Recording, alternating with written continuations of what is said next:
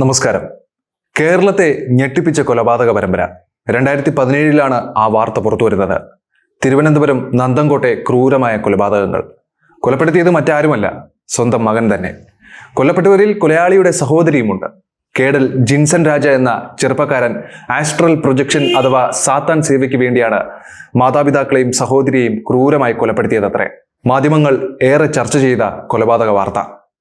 പുറമേ നിന്ന് നോക്കുമ്പോൾ ഒരു സാധാരണ കുടുംബം, സാമ്പത്തിക ബുദ്ധിമുട്ടുകളൊന്നുമില്ലാത്ത ഒരു കുടുംബം.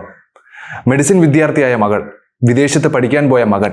പുറമേ നിന്ന് നോക്കുമ്പോൾ എല്ലാം സാധാരണം. എന്നാൽ കുടുംബത്തെ അടുത്തറിഞ്ഞാൽ ഇതൊന്നുമായിരുന്നില്ല അവസ്ഥ. വിദേശത്ത് പഠിക്കാൻ പോയ മകൻ പഠനം പൂർത്തിയാക്കാതെ തിരികെ വന്നു. പൊതുവെ അന്തർമുഖനായ കേഡൽ ആരോടും അധികം സംസാരിക്കാറില്ല. എപ്പോഴും മുറിയിൽ അടച്ചിരിക്കുന്നു. വീഡിയോ ഗെയിമുകൾ കളിച്ച് സമയം കൊല്ലുന്നു. ഭക്ഷണം കഴിക്കാൻ പോലും പുറത്തേക്ക് വരാറില്ല. ഭക്ഷണം വേലക്കാരി മുകളിലെ മുറിയിൽ എത്തിക്കുമായിരുന്നു. മകൾ ചൈനയിൽ മെഡിസിൻ പഠനം കഴിഞ്ഞ് തിരികെ വീട്ടിലെത്തി. 2017 ഏപ്രിൽ 9 രാവിലെ ക്ലിഫ് ഹൗസിന് സമീപമുള്ള ബെയിൻസ് കോമ്പൗണ്ടിലെ 117-ാം നമ്പർ വീട്ടിൽ നിന്ന് പുക ഉയരുന്നത് കണ്ടപ്പോൾ വീടിന് തീ പിടിച്ചു എന്നാണ് നാട്ടുകാർ കരുതിയത്. നാട്ടുകാരും പോലീസും ഫയർഫോഴ്സും പാഞ്ഞെത്തി.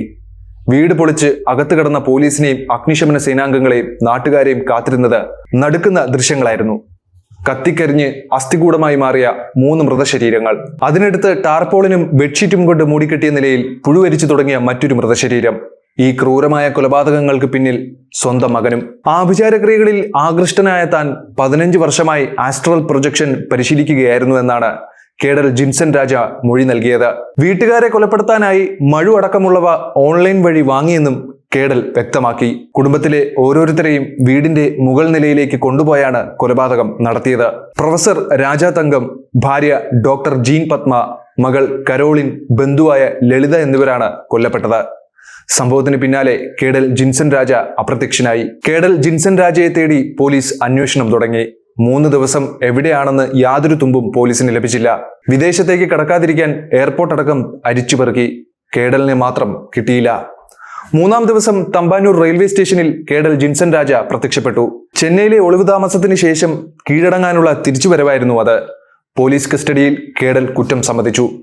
അന്നത്തെ DCP അരുൾ കൃഷ്ണയുടെ നേതൃത്വത്തിലായിരുന്നു ചോദ്യം ചെയ്യൽ. എന്തിനാണ് കേഡൽ മാതാപിതാക്കളെയും സഹോദരിയെയും ബന്ധുവായ സ്ത്രീയെയും ഇത്ര ക്രൂരമായി കൊന്നത്? പോലീസിന്റെ പ്രധാന ചോദ്യം അതായിരുന്നു. കേഡൽ നിഷ്കളങ്കമായി മറുപടി പറഞ്ഞു. ആസ്ട്രൽ പ്രൊജക്ഷൻ, ആത്മാക്കൾ പരലോകത്തേക്ക് പറക്കുന്നത് എനിക്ക് കാണണമായിരുന്നു. ഞെട്ടിപ്പിക്കുന്ന വെളിപ്പെടുത്തലായിരുന്നു അത്. കൊലപാതകം നടത്തിയ കേഡൽ ഇപ്പോൾ പൂജപ്പുര സെൻട്രൽ ജയിലിലാണ്. വിചാരണ നേരിടാനുള്ള മാനസികാരോഗ്യം കേഡലിനില്ലെന്നാണ് മെഡിക്കൽ ബോർഡ് ശുപാർശ ചെയ്തിരിക്കുന്നത്.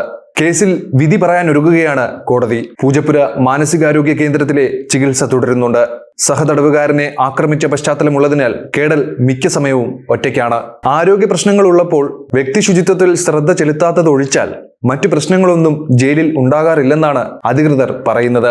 ഒരിക്കൽ ശ്വാസകോശത്തിൽ ഭക്ഷണം കുടുങ്ങി ഗുരുതരാവസ്ഥയിലായെങ്കിലും രക്ഷപ്പെട്ടിരുന്നു.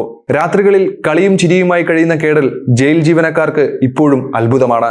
മാതാപിതാക്കളുമായി സംസാരിക്കാറുണ്ടെന്നാണ് കേഡലിന്റെ അവകാശവാദം. ആത്മാക്കളുമായി തനിക്ക് സംവദിക്കാനുള്ള കഴിവുണ്ടെന്നാണ് കേഡൽ പറയുന്നത്. 10 വർഷത്തിലേറെയായി കുടുംബാംഗങ്ങൾ അറിയാതെ കേഡൽ സാത്താൻ സേവ നടത്തിയിരുന്നു. മാനസിക രോഗിയായ കേഡലിനെ ഏറ്റെടുക്കാൻ ആരെങ്കിലും ഉണ്ടോ എന്ന് ഇടയ്ക്ക് കോടതി തിരക്കിയെങ്കിലും ആരും മുന്നോട്ട് വന്നിരുന്നില്ല. കഴിഞ്ഞ 7 വർഷത്തിനിടെ അമ്മ ജീൻ പത്മയുടെ ആസ്ട്രൽ പ്രൊജക്ഷന് വേണ്ടിയാണോ അതോ കുടുംബത്തിന്റെ സ്വത്തുക്കൾ സ്വന്തമാക്കാനാണോ ഈ കൊലപാതകങ്ങൾ നടത്തിയതെന്ന് ഇന്നും സംശയം നിലനിൽക്കുന്നുണ്ട്. കാരണം പാതി കത്തിയ ആ ഡമ്മി തന്നെയാണ്. ആത്മാക്കളെ കാണാൻ വേണ്ടി മാത്രമായിരുന്നെങ്കിൽ ഒരു ഡമ്മിയുടെ ആവശ്യകത അവിടെ വേണ്ടി വരില്ലായിരുന്നു. കുറ്റപത്രം വായിച്ചു കേട്ടപ്പോൾ താൻ ഇതൊന്നും ചെയ്തിട്ടില്ല എന്നായിരുന്നു കേഡലിന്റെ വാദം. നാടിനെ ഞെട്ടിച്ച കൊലപാതകങ്ങളുടെ വിധി പറയാൻ ഇനി ദിവസങ്ങൾ മാത്രം.